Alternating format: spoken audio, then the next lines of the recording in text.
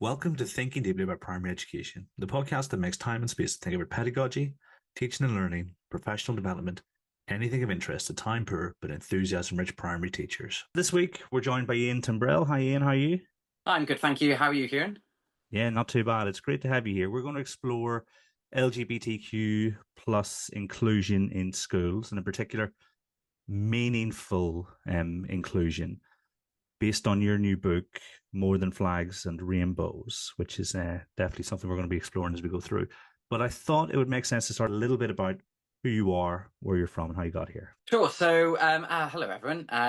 Thank you for having me on. It's lovely to talk about this work. I'm Ian Timbrell. I am a former teacher and deputy head. I taught for 17 years. I was the deputy head for 5. From a little town called Bridgend in South Wales.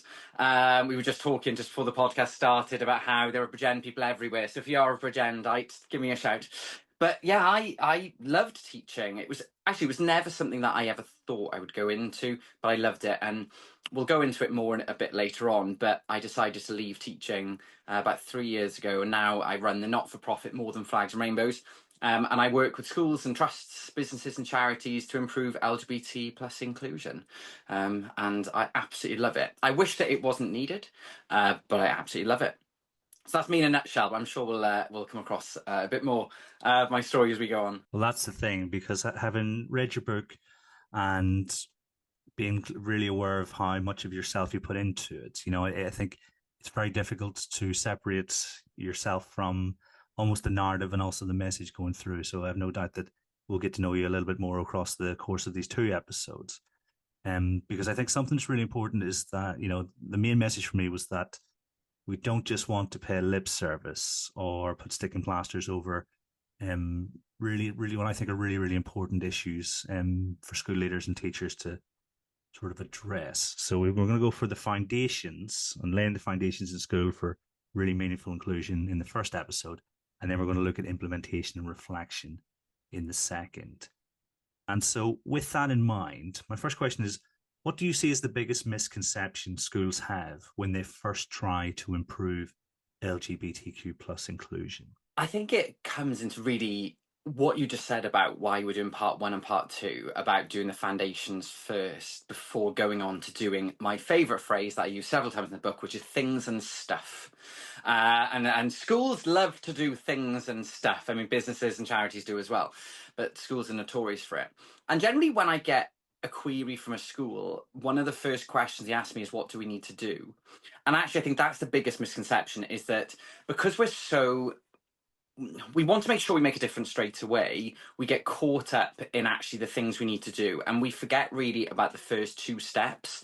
And the misconception really is that we should try and change everything today. Well, actually, what the things that we need to do before we even start is actually, first of all, know why we are doing this work. I should be able to go to a TA in your school and they should understand why this work is important. It's not just about the head teacher understanding why this work is important. So that, for me, is the real important bit that is often missing from this work, is that real understanding of why this work is valued. Because if people don't understand why this work is important, they won't be invested in it. And I think the other misconception really is about making mistakes and people's worry about making mistakes. And it's really funny, and I am going to pick on you, Kieran, because I could see every time before you said LGBTQ plus, you hesitated. And it's something that everyone does, because they're like, oh God, am I using the right initialism? And the other misconception is there is no correct one. There is no gold standard for whether you use LGBT, LGBT plus, LGBTQ plus, LGBTQI plus. There's no one correct one. And it's about going, actually, which one feels right for me, which one feels right in the conversation that we're having. So don't also get too caught up in making mistakes or doing things that might be perceived by others as mistakes, because there is a bit of a misconception that you should get everything right. And actually, I think it's far more important that you try your best rather than getting everything right. I think you're absolutely spot on there, because I am someone who worries about making sure I'm right. But my main concern, I've been looking at my note, because I always get the B and the G mixed around. And I'm just more embarrassed about that. But honestly, like, people do get really stressed about it. They get, oh gosh, am I using them right? I get emails from schools going, which one do I use? I talk about in the book that mainly I use LGBTQ plus, and there's a very simple reason for that. Is that where I work, where I'm based in Cardiff, it's the de facto standard used by the Welsh government. So I've just adopted it because it is just easier to use LGBTQ plus, because that's what the majority of schools in Wales use, and in England as well. We're starting to see that more. But there is no wrong one, and if you get them in the wrong order, people still know what you mean. So everyone take a breath and take a bit of pressure off yourself. And if you get the letters mixed up, no one cares, honestly. I mean, that's really good to know. I mean, I find the open interview book, because you obviously explore lots of, when you might use sort of certain terminology and stuff. And I find particularly the introduction of the trans plus sort of what heading. I don't know what the proper word is. Yeah. But because you showed how complex actually the sort of the different people who make up that group can be. It's not just one group, which may have been the association maybe 10, 15 years ago. And I find that really, really helpful in terms of actually, if we want to be really specific about who we're sort of talking about and what groups we're talking about. I think it's really important. It's not something we're going to spend too much time on here, but I imagine that's something that you do as part of your work with schools when you go into them. I think that comes back to your first question about a misconception. There's a misconception that, oh my goodness, like there's all this new vocabulary and there's all these new concepts. And actually, there's been change in language and vocabulary forever. This is not something that is new. It's just, and I hate to say it, but I'm in that old generation now where we're the ones who were, when our parents were going, oh, it wasn't like in my day. And I'm sorry, if you're saying that, oh, things are changing all the time, you're now in that group. I do apologise.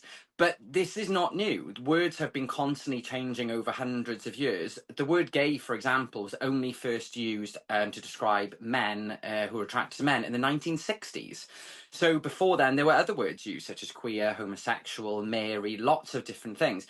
So that is a huge misconception. And again, it's not about panicking about getting it wrong. It's been, first of all, if someone does correct you, it's been open to go, oh, sorry, I didn't realise that, but also learning from it as well. Yeah, and trans plus is a relatively new term that's been used to describe sort of people who are transgender, non-binary, people who are gender non-conforming. It's just sort of quite a broad term. But what I just say to you is, again, don't stress too much about getting it wrong. Just be open about learning, because that's what you did without realising it when you were younger. Easier said than done, but hopefully this helps. Oh my God, I'm preaching here, and if I'm talking from an LGBT perspective, if I'm talking about something such as disability or race, and I make a mistake, I'm just as mortified as anyone else. So it's, yeah, oh, you're definitely right. It's easier said than done, but that's sort of what we should be aiming for, isn't it? Yeah, absolutely. And if a school wants to quote unquote do better, but doesn't know where to start, what are the first three conversations that need to happen? I think it's not necessarily what are the conversations, but it's who are the conversations with. And when I go into schools and they very often sort of want to know what to improve, where they need to develop, the question I ask them is, have you talked to your children? So in primary school, you would probably talk to your 5 and 6, ask some questions about what bullying is there in the school. Do you hear homophobic slurs? Do they know what homophobic slurs are? Secondary school, you can have much broader conversations, such as actually how inclusive is the curriculum? Do you feel represented in the curriculum? But actually, it's pointless doing any of this work unless you've spoken to the young people in your school, because they're the ones who are experiencing it and who the change will actually benefit. So that's the first thing I would say, is actually, before you start planning what you're going to do, talk to your young people, talk to your children. And then it's about talking to your community. And in the book, some people are really not sure what to say or what to ask. So what I've done in the back of the book is I put example surveys and questionnaires that you can send to your pupils, your teachers, and the community, because very often, if this is not your area of expertise, you're not sure really what to ask. So that's the second thing, is talk to your community. Where are you? And the reason that that's important is, before you actually start the work, you need to understand where everyone is. You need to understand where your pupils are, what they need, and what you need to build on. But you also need to understand where your community is. Now, I'm sure we've all seen in the news in the past schools where there've been protests, or there've been children pulled out of schools, there's been outrage. And I'm going to say something a bit controversial here, but But actually, I would say that's the school's fault, because actually what they did is they didn't understand where their community was. And instead of bringing their community along with them, what they did was try to force things on the community that they weren't ready for. So actually what we need to do, I'm not saying that you should just give in to the community, but you need to remember that we need to bring them along with us and go in incremental steps. And then once you've done those first two things, once you've talked to your pupils, once you've talked to your community, then you can begin to ask the questions about actually, what do I need to do now? And it's about thinking, where are our pupils in our community now, and where do I want them to be in 10 years' time? Not by the end of the year. You know, we want to think actually very, very long term about this work, because attitudes and values don't change overnight. So we need to have a very quite long term vision. But if those really, foundations aren't there, you're just going to be plucking ideas out of thin air, and they're going to have no impact at all. Or even worse, they could have a negative impact. I mean, I don't think that's necessarily controversial. I think, we haven't named any schools, so we're not school shaming or anything out there, but it is the kind of care that needs to be taken. Um, Mm. Particularly, you mentioned in the book, sort of more conservative, sort of areas and things like that there, and so I think knowing your community and context is sort of leadership 101 really in all respects, and so it makes total sense that it would be in this context as well. And I think, it's if you've got a certain demographic in your area who the parents have been grown up for 30, 40 years being told that gay is wrong, you thrusting things on them with a lack of understanding and time for them to grow, it's not the parents' fault. They're not going to change overnight just because you've sent a letter home.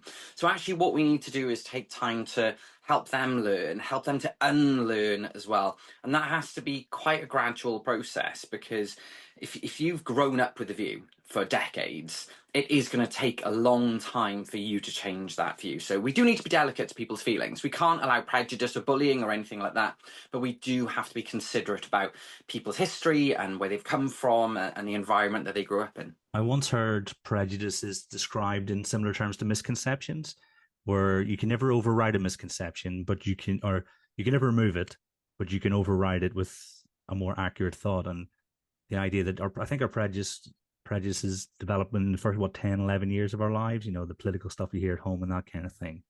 So, knowing that it's impossible to override it, sorry, I keep messing that up. It's impossible to remove it completely, but it is possible to override with a sort of healthier and sort of better sort of outlook on the world. I think is yeah, you can see the connection between the two there. Yeah, and we all have our biases. I think some people, you can almost look at some people's social media and think, oh my goodness, they're accepting of everyone.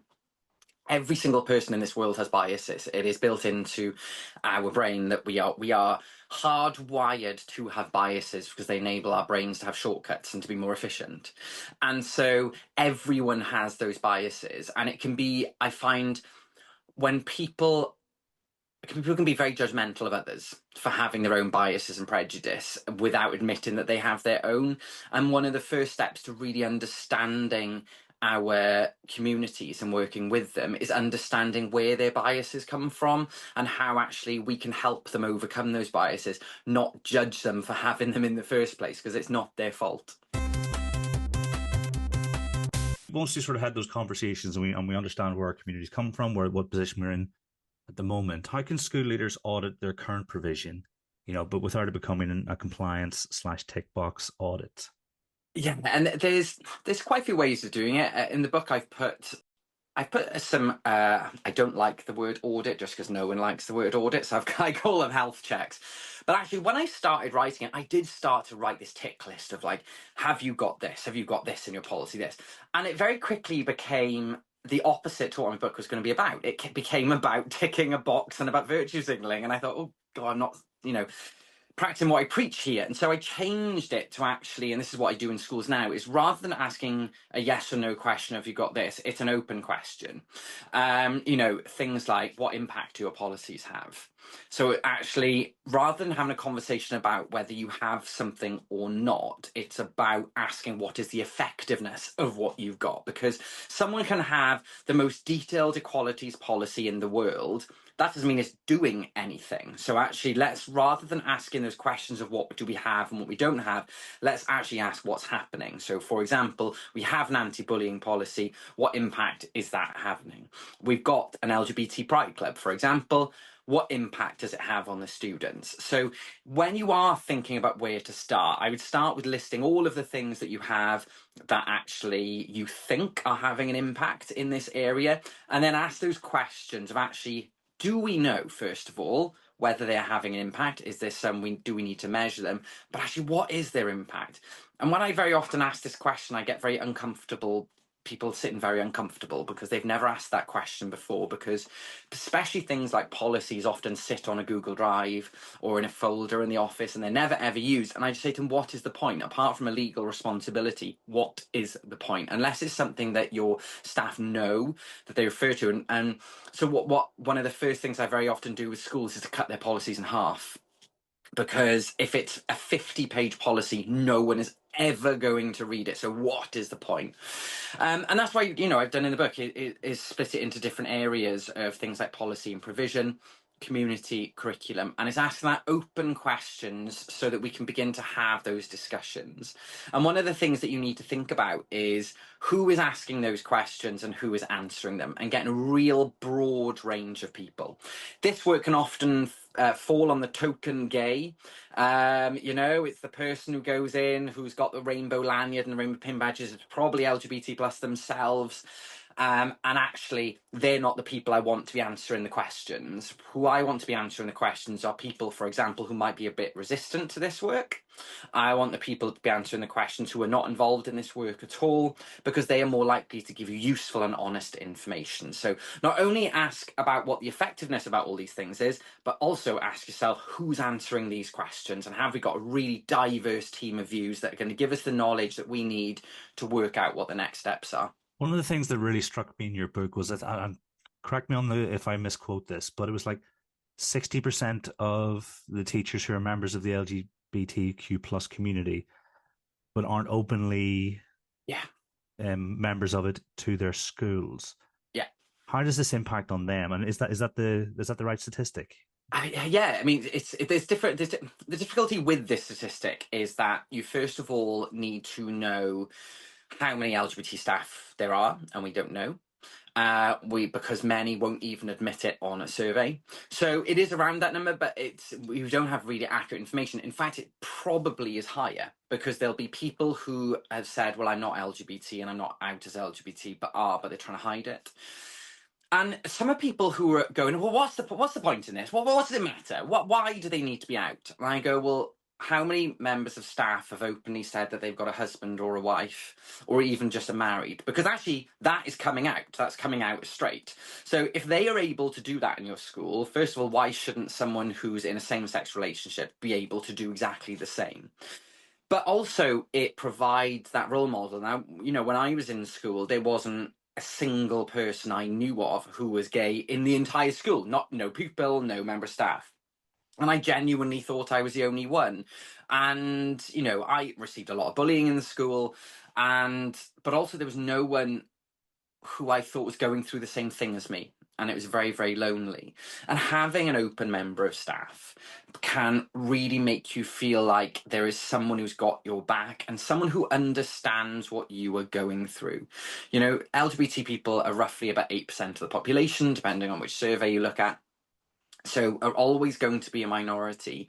And having someone in school who is openly LGBT, who probably understands you a bit more than everyone else, can make just your life a bit easier. Even if you never interact with them, just knowing they're there can really make your life easier. But that puts a lot of pressure on that person. It puts a lot of pressure on that person to be out and to be open. And I do get a lot of emails from teachers who ask me, should I come out?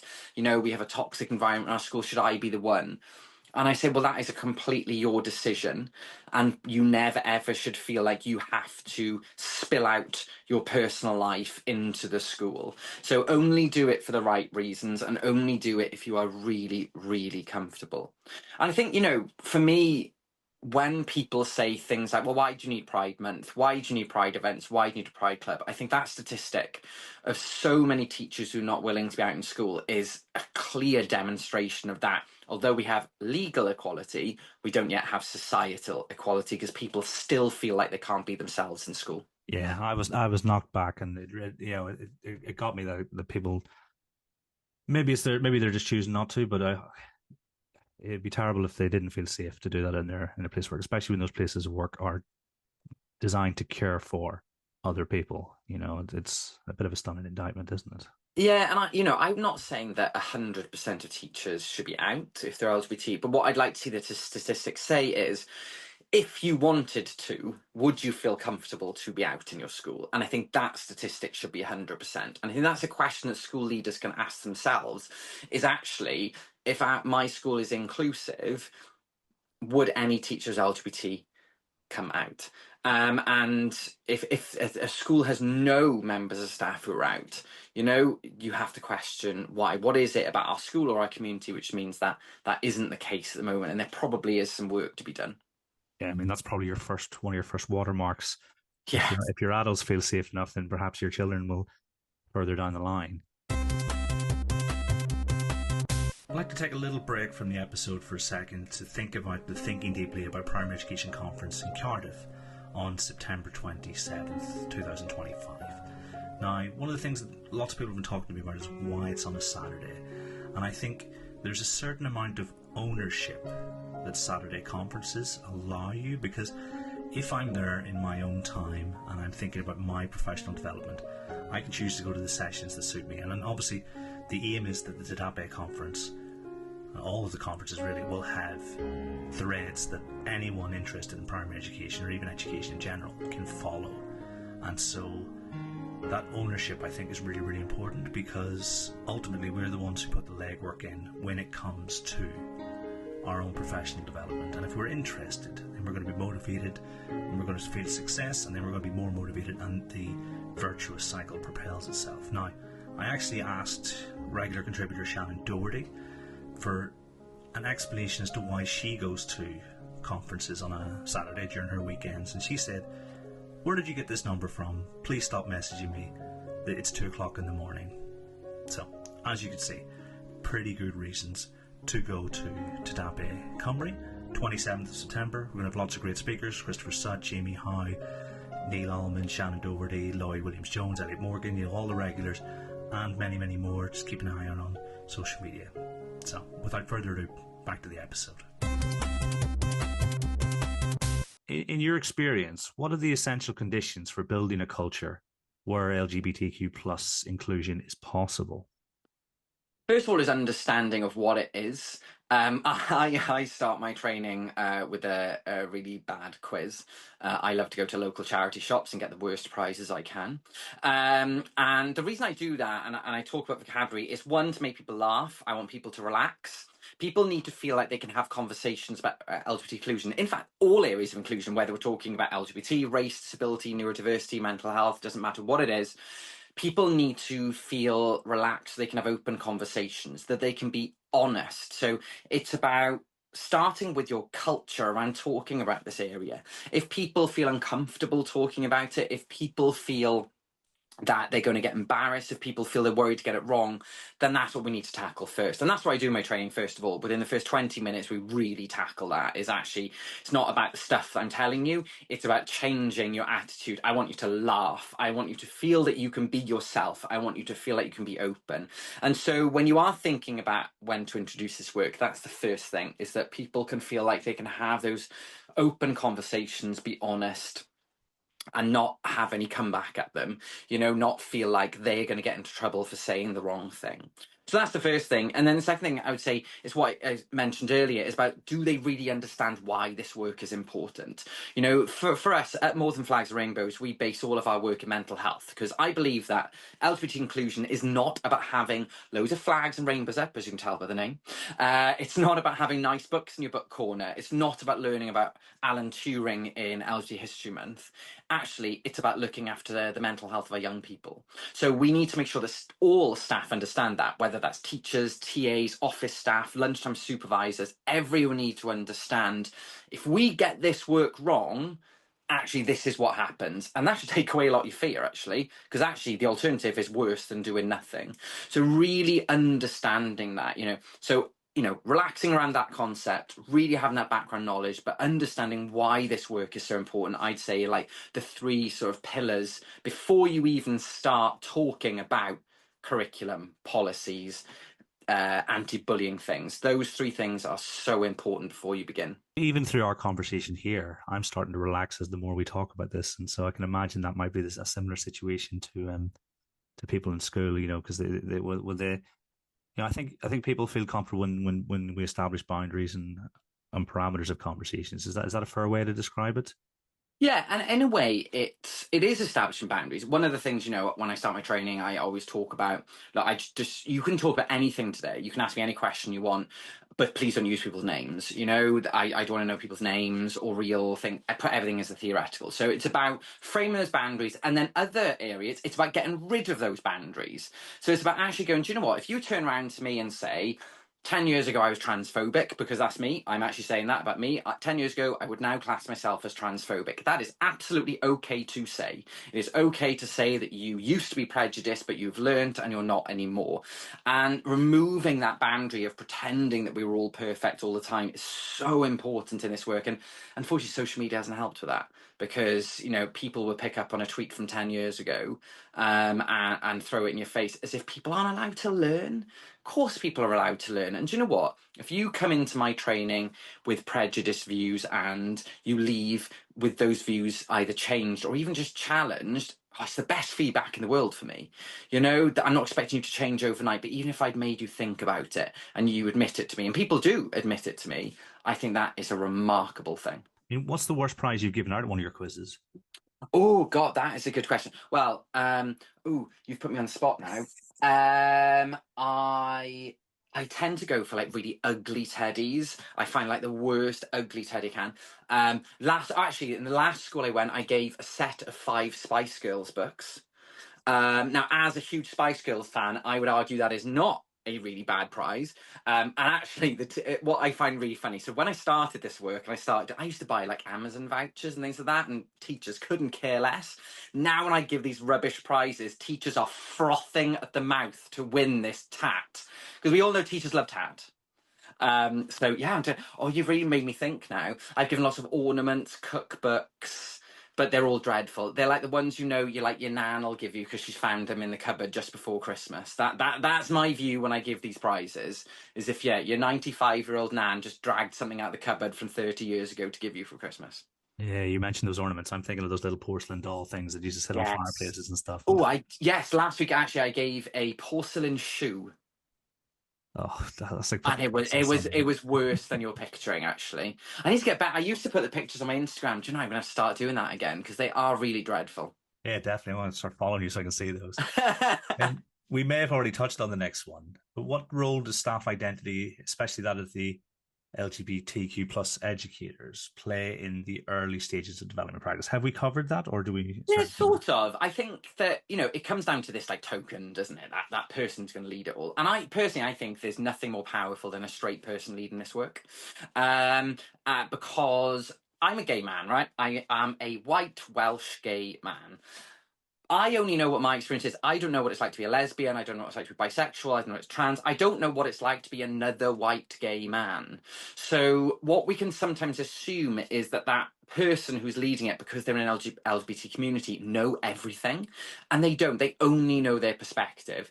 So it's about making sure that when we consider people's identity in this work, we don't think that they know everything and everyone's experiences, because they don't. And so that's what I'd say is really important about identity, is when you're looking at who is leading this work, they need to have a diverse group as well. It shouldn't just be one person. They should have a diversity of identity, and also be open to listening to the experiences of others, even people who are in the same quote unquote group as themselves. They should also be open to that as well. It's really important, because there is a tendency in this work, in EDI work, sometimes, if someone has lived experience, to entirely do all of their work only from their own perspective and not understand that actually other people may have had very, very different experiences. And just because something worked for you doesn't mean it'll work for someone else. So making sure that group is really diverse is really important, and making sure we're clear that actually they need to be open to other people's identities is also really important. Yeah, and that's one of one of the big things I've learned over the last 5, 10 years is that everyone's experience may be similar, but it's on different levels and things. Because I think the trans plus community have got a really bad sort of deal from comedians of late, and obviously even government policy and things like that. And that experience is, you know, it's almost on like a similar trajectory. This is how I interpret it, but at different stages on that journey. I don't know. Um, so yeah, so one of the big things, my big takeaways from certainly from moving to England is that that experience isn't the same. You know, just exactly what you described, and it sort of it really made me think differently about interactions with people as a result of that. And I think we need to be really careful as well of the impact of like social media and TikTok, for example, because part of the reason that trans people have had such a rough time from much of the general public is because the people who we're seeing on the media and social media are the extremes. They're not the everyday trans person who just wants to get on with their life and is more worried about their mortgage than someone getting their pronouns wrong. And what we see is the people who, it's clickbait, isn't it? It's the people who either make other people really angry or really emotional. It is not 99% of the trans people out there who just want to get on with their lives. And so we have to be very aware of that. And I do have people who in in sessions go, oh, but hang on a minute, haven't they all got blue hair? Because that's all they see on social media. And so, well, actually, no, I go into schools every single week and meet loads of trans kids, and very, very, very rarely do they have blue hair. But all you see online is these sort of very visual, very over the top. I mean, I'm not saying that their experiences aren't valid, but they're not the experiences of the vast majority of LGBT people and kids who just want to crack on with their day and just want to be left alone to their own devices and with their friends. Yeah, and then you've mentioned already a couple of times how unhelpful social media is because, it's the negative and the rage inducing that gets the biggest click, no matter what you're talking about. You know, if there's an argument to be had, that's what's going to put up the numbers and stuff, and it almost feeds it. Yeah. It's feeding itself. And there's one bit, and I'm not going to name because I don't want to publicize the account, but there's a particular account of someone who's trans who literally goes to restaurants deliberately filming to try and get them to misgender her. And when they do, inevitably, she has a huge go at them and actually makes a huge outrage about it. It doesn't educate them, doesn't gently correct them, and actually that's not what the majority of trans people want to do. The majority of trans people, actually, I know, if someone misgendered them in a restaurant and it was a mistake, probably wouldn't say anything at all, but actually some would gently just correct, and so, but what. Certainly, I mean, I left X or Twitter, whatever you want to call it, a couple of weeks ago. Best thing I ever did, but I see on there the rage of anti-trans people who use that type of account to make out that this is what all trans youth are like, and it absolutely is not representative of most of the absolutely amazing trans kids out there who just want to get on with their day. How should schools engage with families and communities? We almost touched on this at the start, and it's almost like, okay, what's that engagement going to look like during this foundational stage? Yeah, it's. I've put in the book some sort of questions that you could put in a questionnaire. I wouldn't sort of advise that schools send out a diversity questionnaire or an LGBT questionnaire. I would put it in amongst a general school views questionnaire. But actually, it can be really interesting. Make sure it's anonymous so that people can be really honest and actually find out what they are. But actually, you should know your community quite well from going out in the yard and talking to your parents, from parents' evenings. Chances are you'll have quite a lot of the community working in your school, particularly, we normally find like teaching assistants, for example, lunchtime supervisors, office staff are very often very local. So actually, let's talk to them about what they feel their school needs and often framing it in terms of anti-bullying, because no one is going to argue with anti-bullying work. That can, really help. But I think it's about just having conversations, about having chats and finding out where they are, finding out, are there local LGBT organisations, for example, who have experience working with the local community?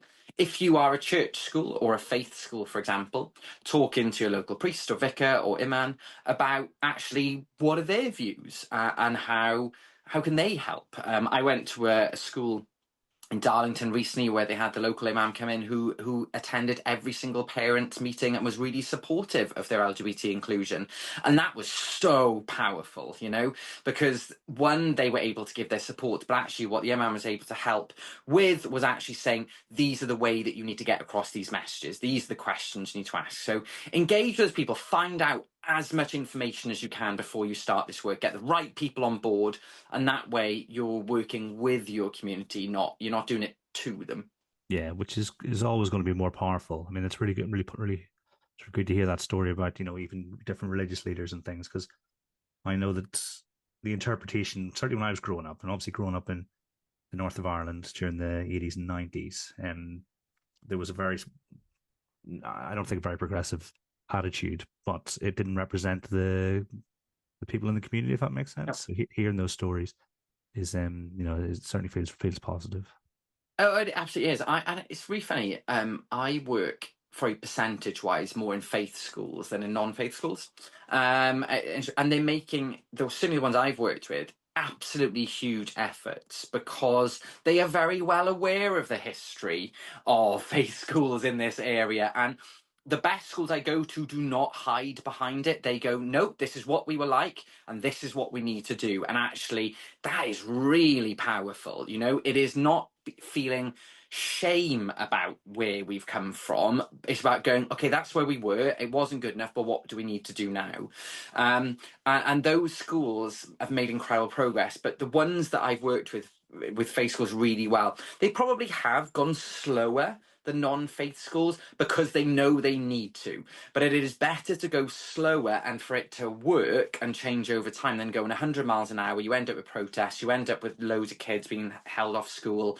You know, that is not a success. I think they can, again, you'd have lovely headlines, but are they the headlines we actually want? What sort of time frame are you thinking about? Because like whenever I'm thinking about maths, for instance, I'm thinking if you give me 3 years in a school, we can have a really high quality approach. It's exactly 71 days. No. That'd be good, wouldn't it? If I could get, yeah, guaranteed to be inclusive in 71 days. No, it is different for every school, you know, and there's the answer to your question. Is that I was in a school last week where we did a one-term plan. They were so incredibly inclusive. Actually, there was little cherries on the top, but actually, what they needed to do in this area was start sharing with other schools. So, you know, that was that school. I worked with another school where we've built. Actually, the one I did the longest was a 25-year plan. Their plan, because they had over 50% Roma traveller children, said that actually our action plan is not about our community now, it's about our community in 25 years. So what we need to do is actually help our children to love school and be open to school and embrace it so that when they send their kids, we'll be more open. So every school is different. And I think if we put a time frame on it before we know where we are, it's quite artificial. And either you're going to rush things or you're going to be doing things for the sake of doing it. So, yeah, it is very, very different. And it's why, you know, I go into schools and do health checks all the time. I absolutely love them. I spend the day in the school and talk to the kids and the parents, and we develop an action plan together. And every single one looks completely different. You know, even schools in the same cluster of schools or in the same trust will look completely different. And that is powerful because it means actually what we're not doing is treating every school as the same. What we're doing is making sure that every school gets exactly what it needs, and then the difference will be so much bigger. That makes total sense, and certainly wasn't my intention to reduce it to a certain number of days. 71 days. I'm going to remember that now. Right, my next book, right, I'm going to put a chapter in there for you, Kieran, called 71 Days. Because obviously with a subject, okay, you're going to have the kids who've had the sort of maybe an impoverished experience of the subject, but it's not the absolute end of the world. But it's almost that balance between the pupils who are experiencing school now and the pupils who are going to experience that ideal school. What's that sort of way, the trade off like? Is it you're doing things in the short term, but also planning for the long term at the same time? Just try to help me understand Yeah, where I your think you have to do mind both. is. Yeah, you have to really think about short term, mid term, and long term. And in a way, what you need to do, I would say, the mistake the schools make is start with the short term. And they do things like, right, we'll buy a load rainbow lanyards, we'll have quick staff training, we'll do this. And actually, it should be flipped on its head. Start with the long term, whether that's 3, 5 years. Some schools that might be 1 year.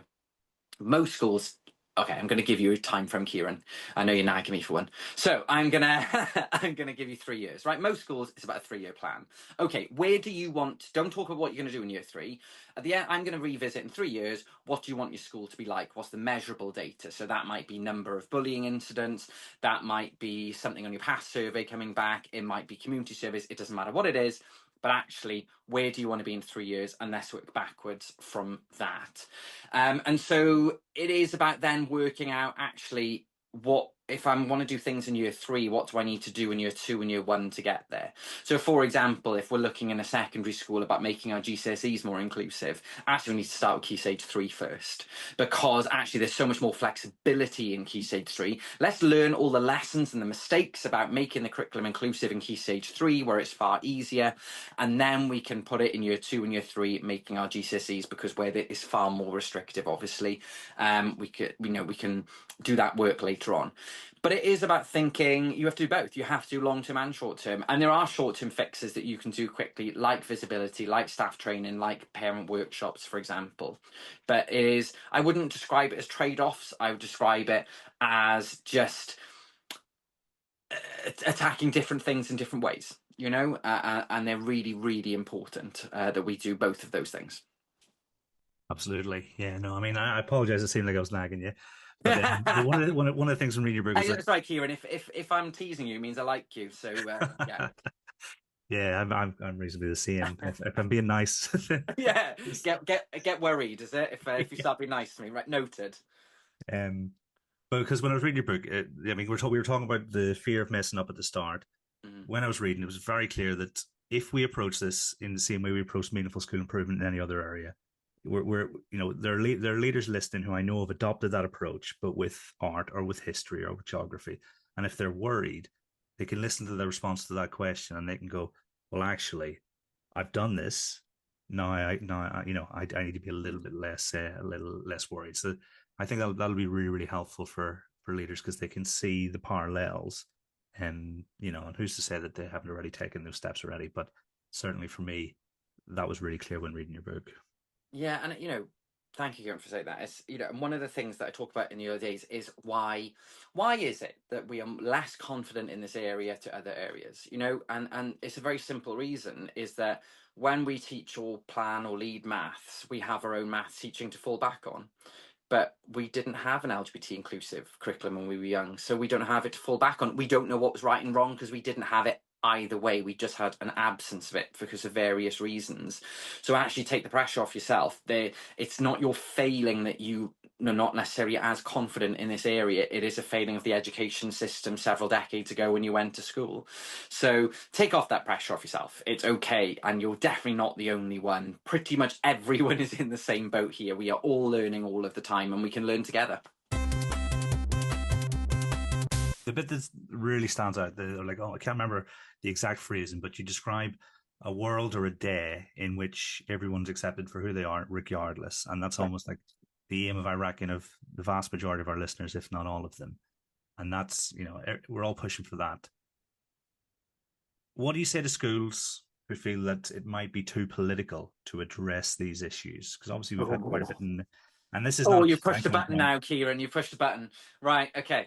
I'm back. I'm going to get my soapbox. Me being gay is not political. It is who I am.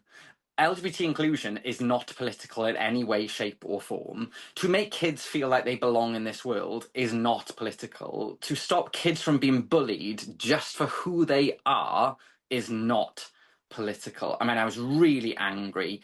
It was about 18 months ago when a certain government minister said that wearing rainbow lanyards was political. And it really, I know there were a lot of angry people out there, but many people didn't understand why there was so much anger. And I know when I walk into a school, if I'm wearing either a rainbow pin or a rainbow lanyard, I will have certain kids in secondary schools come straight up to me because they know I'm a safe space, like without fear. And that is what LGBT inclusion should be about. It's about making our kids feeling safe, seen, and supported. And if, quite frankly, you think that is political, then you shouldn't be in education, because why on earth wouldn't you want kids to be safe, seen, and supported? So, yeah, none of this is about politics. This is about making our young people feel safe being who they are, being seen for who they are and seeing other people who are like them and being supported when things go wrong. Yeah, 100%. I should really stress that that's definitely not my position, but reading some of the like some of the stories you mentioned, I probably won't even give them any further oxygen, but quite high profile Yeah. cases in the media and stuff. It's not helpful, and I think your response is absolutely spot on. I was trying to find the best way to Without give you angering the me too space to much. give you the space to articulate that, because I think I, I'm struggling to to imagine that a school might feel like that, but my experience is my experience, so it's limited, isn't it? Yeah, but the interesting thing is it's not schools. That's well, certainly my experience. It is not the vast 99.999% of schools. It is people who sometimes have never worked in the education system, and they don't understand why we do what we do. Teachers don't do what they do for the pay generally. Teachers have amazing skills and could go out and do other well-paid jobs. It's a very stressful job, and actually I think the vast majority of teachers do it because they want the best for their children. At least, maybe I'm being naive, but that's truly what I believe. And we care about these kids. And actually, that's not political. Wanting these kids to have good mental health is not political. Yeah, I mean, it feels like I ended on a banana. Sorry, note there. Why did I do that to myself? It just, I don't know, felt like something. I felt like you would have emailed me to say, no, I don't want to answer that question. I like making people uncomfortable. It works well. Fantastic. But I mean, I think through this chat, what we've done is we've sort of outlined the headspace that leaders, teachers need to be in before they even start to think about this, and then the steps they can take to make sure they're ready to put a plan in place. And like you said, that might be over a year, 3 years, 71 days being the optimum sort of time that we do it. And next time we'll turn our attention to the actual implementation, which I know is almost like the guts of your book. Yeah. And then what reflection might look at, because like you mentioned at the start, the impact. Is this having an impact? And if it's not, we need to ask ourselves questions about how we can sort of develop that. But it's been an absolute pleasure to chat with you, and I really appreciate your time. So all I said to do is say thank you very much for joining me in. No, thank you, Kieran. It's been a pleasure. I look forward to the next podcast. And everyone at home, until next time, thanks for listening.